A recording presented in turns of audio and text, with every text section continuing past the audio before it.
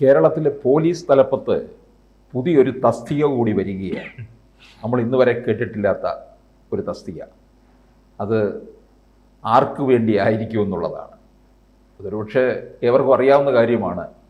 ADGP MR Ajith കുമാറിന് വേണ്ടിയിട്ട്. ഇതൊരു കീഴ്വഴക്കമാണ്. ഇത് കീഴ്വഴക്കമാണെങ്കിൽ തെറ്റായ കീഴ്വഴക്കമാണ്. കാരണം മറ്റ് ചില സംസ്ഥാനങ്ങളിലൊക്കെ ഈ ഇൻചാർജ് DGPമാരെ വെച്ചിട്ടുണ്ട്. അതെങ്ങനെയാണെന്ന് വെച്ചാൽ ഇവിടുന്ന് നമ്മൾ ലിസ്റ്റ് അയക്കുമ്പോഴേ എടുത്തു വയ്ക്കുന്നതാണ്. ലിസ്റ്റ് അയക്കാതെ അല്ലെങ്കിൽ ലിസ്റ്റ് അയക്കുമ്പോഴേ എടുത്തു വയ്ക്കുന്നതാണ്. ഒരാൾ മാറി അടുത്ത ആളിനെ വരുന്നതിനിടയ്ക്കോ അല്ലെങ്കിൽ അദ്ദേഹം അവിടെ നിന്ന് ലിസ്റ്റ് വരുന്നതിന് മുമ്പൊക്കെയാണ് ചെയ്യേണ്ടത്. ഒരു ലിസ്റ്റ് വന്നു കഴിഞ്ഞാൽ, അതായത് കേന്ദ്രത്തിൽ നിന്നൊരു ലിസ്റ്റ് അല്ലെങ്കിൽ UPSCയുടെ ഒരു ലിസ്റ്റ് വന്നു കഴിഞ്ഞാൽ പിന്നെ അതിനെ ഓവർകം ചെയ്യാൻ സംസ്ഥാന ഗവൺമെൻറ്റിന് ബുദ്ധിമുട്ടാണ്. ബുദ്ധിമുട്ടെന്ന് വെക്കാം, പക്ഷേ ഉടനെ തന്നെ ആ DGPക്ക് താല്പര്യമുണ്ടെങ്കിൽ, ചുണയുണ്ടെങ്കിൽ കാറ്റിൽ പോയി അല്ലെങ്കിൽ സുപ്രീം കോടതിയിൽ പോയി ഒരു വിധി വാങ്ങിച്ചുകൊണ്ട് വരും. പണ്ട് സെൻകുമാർ IPS അദ്ദേഹം ചെയ്തത് അങ്ങനെയാണ്. അദ്ദേഹത്തിന് DGP സ്ഥാനത്തേക്ക് മാറ്റാൻ ശ്രമിച്ചപ്പോൾ അദ്ദേഹം ഒരു വിധി സമ്പാദിച്ചിട്ടുണ്ട് സുപ്രീം കോടതിയിൽ. അത് Senkumar versus state of Kerala എന്ന് പറഞ്ഞ് വളരെ പ്രമാദമായ ഒരു വിധിയാണ്. അതിനുശേഷം ഒരു സംസ്ഥാനത്തെയും DGPമാരെ ആർക്കും അങ്ങനെ തട്ടാൻ പറ്റില്ല. അതുപോലെ തന്നെ DGPമാരെ എങ്ങനെ നിയമിക്കണം എന്നൊക്കെ ഉള്ളതിനുള്ള വളരെ വ്യക്തമായ നിയമം സുപ്രീം കോടതി ഇറക്കിയത്. സുപ്രീം കോടതി ഇറക്കിയ നിയമം എന്ന് പറയുന്നത്, ഓർഡർ എന്ന് പറയുന്നത് ഈ രാജ്യത്തെ ഒരു നിയമമാണല്ലോ. ആ നിയമത്തെ ലംഘിക്കാൻ ഇനി സുപ്രീം കോടതിക്കല്ലാതെ മറ്റാർക്കും സാധിക്കുകയില്ല. അതാണ് ഇപ്പോഴത്തെ അവസ്ഥ. ഇവിടുന്ന് 5 പേരുടെ ലിസ്റ്റ് കൊടുക്കും നമ്മൾ. ഏറ്റവും സീനിയർ ആയിട്ടുള്ളവരും നമുക്ക് താല്പര്യമുണ്ടെങ്കിലും ഇല്ലെങ്കിലും 5 പേരുടെ ലിസ്റ്റ് UPSC കൊടുക്കുന്നു. അവിടുന്ന് അവർ പരിശോധിച്ച് സീനിയറായിട്ടുള്ള കഴിവുള്ള 3 പേരെ അതിൽ നിന്ന് ഇങ്ങോട്ട് അയക്കും. ആ അയക്കുന്നതിൽ നിന്ന് ഒരാളെ തിരഞ്ഞെടുക്കാനേ ഈ സർക്കാരിന് നിയമപരമായി സാധ്യതയുള്ളൂ. അതിനപ്പുറം ഒന്നും ചെയ്യാൻ കഴിയില്ല. ഇനി അങ്ങനെ ചെയ്യാതെ ഒരു ഇൻചാർജിനെ ഇടയ്ക്ക് വെച്ചാൽ ആ ഇൻചാർജ് അവിടെ ഇരുന്നോട്ടെന്ന് ചിലപ്പോൾ ഈ DGP വിചാരിച്ചാൽ കുഴപ്പമൊന്നുമില്ല. ഈ DGP വിചാരിക്കാതിരുന്നാൽ പ്രശ്നമാകും. ഇനി വേറെ വല്ലവരും ഇതിന് പോയാലും ചിലപ്പോൾ സുപ്രീം കോടതി ഇടപെട്ടെന്നിരിക്കും. അതിന് ആരെങ്കിലും പോകുമെന്നും അറിയില്ല.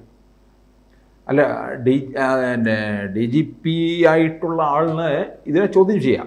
അദ്ദേഹത്തിനാണ് ചോദ്യം ചെയ്യാൻ നമ്പർ 1 അവകാശം. എൻ്റെ അധികാരങ്ങളെ കവർന്നു തിന്നാൻ ഒരു ഇൻചാർജിനെ വെച്ചിരിക്കുന്നു എന്ന് പറയാം. എനിക്ക് തൊപ്പിയും കാറും മുറിയും കൊടിയും ഒക്കെ ഉള്ളൂ. എനിക്ക് IPS എന്നുള്ള പദവിയിലിരുന്ന് അല്ലെങ്കിൽ DGP എന്നുള്ള പദവിയിലിരുന്ന് കേരളം ഭരിക്കാനുള്ള യാതൊരുവിധ സാഹചര്യവും ഇല്ലാതെ വന്നിരിക്കുന്നത് കൊണ്ട് എനിക്ക് ഇത് ബുദ്ധിമുട്ടാണെന്ന് അദ്ദേഹം സുപ്രീം കോടതി പറഞ്ഞാൽ സുപ്രീം കോടതി അപ്പോൾ എടുത്ത് കളയും. എനിക്ക് യാതൊരു സംശയമില്ല. അല്ല, ഇതിന് ഇതുവരെയുള്ള കീഴ്വഴക്കങ്ങൾ വെച്ച് നിയമം വെച്ചു. ഇനി പുതിയൊരെണ്ണം സുപ്രീം കോടതി രചിച്ചാലേ പറ്റുള്ളൂ. അതിന് കേരളത്തിലെ അയക്കുന്ന കോടികൾ മുടക്കുന്ന ഏത് വക്കീലാണ് അവിടെ ചെന്ന് എങ്ങനെ പറയുന്നതെന്ന് അനുസരിച്ചിരിക്കും. അല്ല, ഇത് കാണുമ്പോൾ നമുക്ക് നമ്മുടെ പോലീസ് മേധാവിമാരൊക്കെ നമ്മുടെ ഭരിക്കുന്നവർക്ക് മുമ്പിൽ വഴങ്ങി നിൽക്കുന്നു എന്ന് വേണം. വഴങ്ങി മാത്രമല്ലല്ലോ, ഞാനിത് മുമ്പ് പറഞ്ഞിട്ടുണ്ട്. ചീഫ് സെക്രട്ടറി ആകുന്നതിനും DGP ആകുന്നതിനും കുറേ നാളുകളായിട്ടുള്ള മുൻഗണന എന്ന് പറയുന്നത് നിങ്ങളുടെ 33 കശേരികൾ, നട്ടലിന് 33 കശേരികളാണുള്ളത്. അത് 66 ആക്കി വളയ്ക്കാൻ കഴിവുള്ള ആളായിരിക്കും പലപ്പോഴും DGP ആവുകയും ചീഫ് സെക്രട്ടറി ആയും വരുന്നത്. ഈ അവസാനത്തെ 5 പേരിൽ. അപ്പം അത് ഒരു ഗതികേടാണ്. നമ്മുടെ എക്സിക്യൂട്ടീവിൻ്റെ റെപ്രസെൻറ്റേറ്റീവായിട്ട് ഭരണഘടനാ പ്രകാരം വരുന്നത് ചീഫ് സെക്രട്ടറിയും DGPയുമാണ്. അവരാണ് ഈ രാജ്യത്തെ നയിച്ചുകൊണ്ട് പോകുന്നത്. അവരാണ് മന്ത്രിമാരാണ്, മന്ത്രിസഭയുമാണ്, നിയമസഭയാണ്. എല്ലാം ശരി തന്നെയാണ്. നിയമസഭ നിയമനിർമ്മാണ സഭയാണ്. അത് അവർ ഉണ്ടാക്കുന്ന നിയമങ്ങളെ ഇവർക്ക് നടപ്പിലാക്കാൻ കഴിയുള്ളൂ. അതൊക്കെ ശരിയാണെങ്കിലും ഇത് നേരെ നടപ്പിലാക്കാൻ ഇവർ 2 പേര് നിഷ്പക്ഷരായി നിൽക്കണം. എങ്കിലേ ജനങ്ങൾക്ക് ജനാധിപത്യത്തിൻ്റെ സുഖം അറിയാനൊക്കും, ഇംഗിതം അറിയാനൊക്കും. രാഷ്ട്രീയ പാർട്ടികൾ തിരഞ്ഞെടുക്കുന്നവർ മുഖ്യമന്ത്രിയും മന്ത്രിമാരുമാകുമ്പോൾ ഏത് രാഷ്ട്രീയ പാർട്ടി ഭരിച്ചാലും, നമ്മൾ ആം ആദ്മി പാർട്ടിയുടെ ഇതുവരെ കണ്ടതാണ്, മനസ്സിലായില്ലേ? ഞങ്ങൾ ജനങ്ങളുടെ പാർട്ടിയാണ്, ജനങ്ങളുടെ കൂടെ മാത്രമേ നിൽക്കൂ എന്ന് പറഞ്ഞ് വന്ന ആം ആദ്മി പാർട്ടിക്ക് പോലും കാലിടറുന്ന ഒരുപാട് സംഭവങ്ങൾ ഡൽഹിയിലും പഞ്ചാബിലും നടന്നത് എന്തുകൊണ്ടാണ്? കാരണം ഭരണത്തിൽ വന്നു കഴിയുമ്പം അതങ്ങനെ ആയിപ്പോവും. Power corrupts, absolute power corrupts absolutely എന്നല്ലേ നമ്മൾ കേട്ടിട്ടുള്ളത്. അതങ്ങനെയാണ്. ജനാധിപത്യത്തിലാണെങ്കിൽ പോലും നമ്മുടെ മനസ്സ് ചിലപ്പോൾ മാറിപ്പോകും. ആഹാ, അവൻ എങ്ങനെയോ എന്ന് തോന്നാൻ ഈ കസേര ഇരിക്കുമ്പോൾ നമുക്കിങ്ങനെ തോന്നിപ്പോകും. അതാണ് ആ കസേരയുടെ ഒരു പ്രത്യേകത. അതല്ലെങ്കിൽ അത്ര പക്വത ആ കസേരയിലിരിക്കുന്ന ആളിന് വേണം. അതുകൊണ്ട് DGP ആകുന്നതും ചീഫ് സെക്രട്ടറി ആകുന്നതും ഒക്കെയുള്ള ആൾക്കാർ നിഷ്പക്ഷരായിരിക്കണം, അവർ ഭരണനിർവഹണത്തിന് പ്രാധാന്യം കൊടുക്കണം, സംസ്ഥാനത്തിനെ അവർ ഒന്നാമതായി കാണണം, സംസ്ഥാനത്തിലെ ജനങ്ങളെ ഒന്നാമതായി കാണണം. അതിനുള്ള കഴിവ് അവർക്കുണ്ടാകുകയാണ് പ്രധാനം. അത് പലപ്പോഴും ഈ കടുത്ത സെലക്ഷൻ പ്രോസസ്സ് വെച്ചിട്ട് പോലും സാധിക്കുന്നില്ല എന്നുള്ളതാണ് ഇൻചാർജ് വന്നാൽ നമ്മൾ മനസ്സിലാക്കേണ്ടത്. അപ്പോൾ നമ്മൾ ഈ മുൻകാലത്ത് പല പോലീസ് മേധാവിമാരെയൊക്കെ കണ്ടിട്ടുള്ളതാണ്. അവരൊക്കെ എത്രത്തോളം ഭരണാധികാരികളുടെ മുമ്പിൽ നിന്നിട്ടുള്ളതെന്ന് നമുക്കറിയാവുന്നതാണ്. കാരണം അവരുടെ നട്ടലിൽ വളയ്ക്കാത്ത രീതിയിൽ തന്നെ. നട്ടലിൽ വളയ്ക്കലെന്ന് മാത്രമല്ല, തിരിച്ച് അഭിപ്രായം പറയുന്ന എത്ര ഡി ജി പിമാരുണ്ടായിരുന്നു അറിയാം. ഡി ജി പി അല്ല, എനിക്ക് ഓർമ്മ വരുന്നത് ഐ ജി മാരാണ് ഉണ്ടായിരുന്നത്. അപ്പോൾ അതിലൊരു ഐ ജിയെ എല്ലാവരും, ഞാൻ അന്ന് സർവീസിൽ പോലും ഞാൻ വന്നിട്ടില്ല, സർവീസിൻ്റെ ഉന്നത തലങ്ങളിലോ രാഷ്ട്രീയ തലങ്ങളിലോ എനിക്ക് ആരെയും അറിയില്ലായിരുന്നു.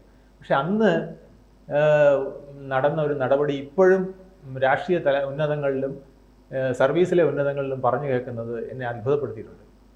അതായത് പിന്നെ അടിയന്തരാവസ്ഥ കാലത്ത് കേരളത്തിൻ്റെ മുഖ്യമന്ത്രി അച്യുതമേനോനും കേരളത്തിലെ ഡി ജി പി ഇല്ലെന്ന് ഐ ജിയേ ഉള്ളൂ. ഐ ജി ഒരു രാജനാണ്, അദ്ദേഹത്തിന് ഇനിഷ്യലി ഞാൻ മറന്നുപോയി. ഐ ജി രാജൻ എന്ന് പറഞ്ഞ ഒരാളാണ്, പാലക്കാട്ടുകാരൻ ഒരാളാണ്. ഇവിടെ ഐ ജി ആയിരുന്നു, ഒരു ഐ ജിയേ ഉള്ളൂ. അങ്ങനെയാണ് ഐ ജി ഓഫീസിൽ നിന്ന് പേര്, ഡി ജി പി ഓഫീസിൽ നല്ല പേര്. ഇപ്പോഴും ആളുകൾ ഐ ജി ഓഫീസ് എന്നാണ് പറയുന്നത്, ഡി ജി പി ഓഫീസ് എന്ന് പറയാറില്ല.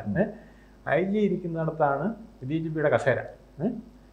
ആ കസേരയിൽ ഇരുന്നുകൊണ്ട് അദ്ദേഹം വളരെ സ്ട്രിക്റ്റായിട്ട് റൂൾസ് അനുസരിച്ച് മാത്രം പോയിരുന്നു എന്നാണ് പലരും പറഞ്ഞിട്ടുള്ളത്.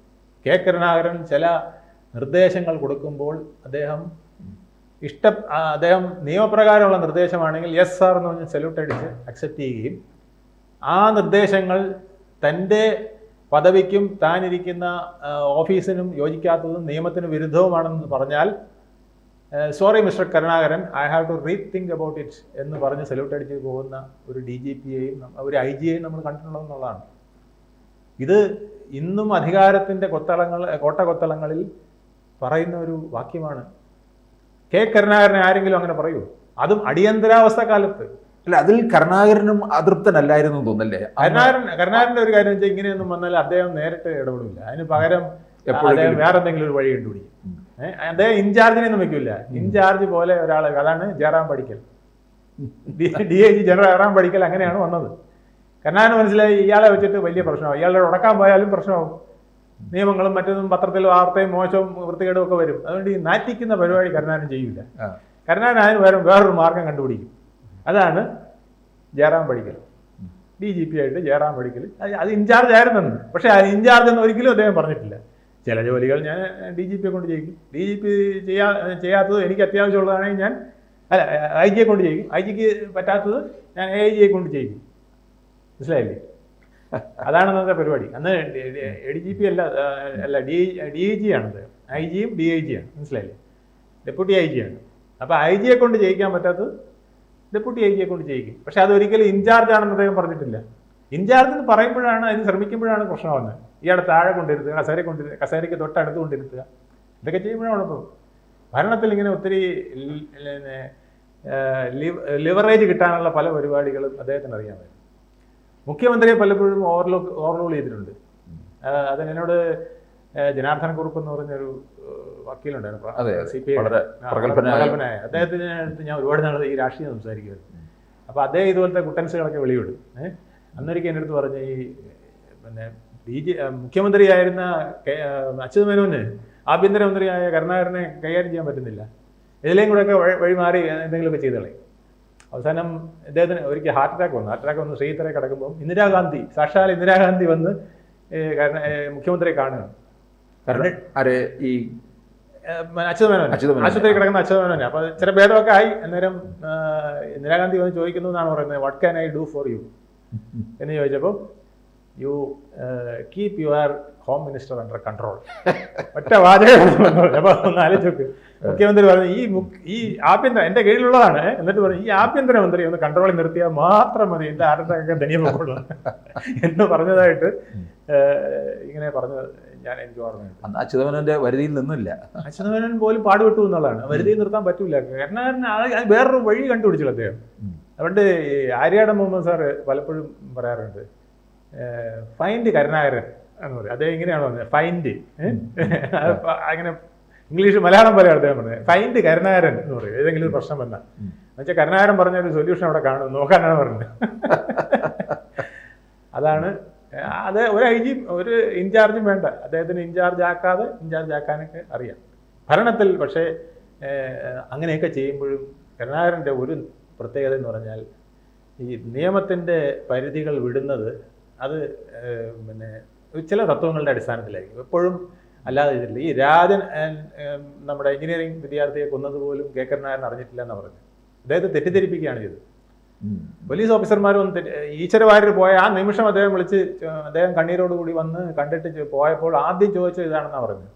ഐ ജിയെ വിളിച്ചിട്ട് പിന്നെ DGP വിളിച്ചിട്ട് ചോദിച്ചത് ഇതാണ്, അവിടെ നിങ്ങളായിരുന്നല്ലോ ഇൻചാർജ്, അവിടെ എന്താണ് നടന്നതെന്ന് ചോദിച്ചു. അങ്ങനെ ഒരു സംഭവം നടന്നില്ല, നമ്മളവനെ പിടിച്ചിട്ട് പോലും ഇല്ല എന്നാണ് പറഞ്ഞത്.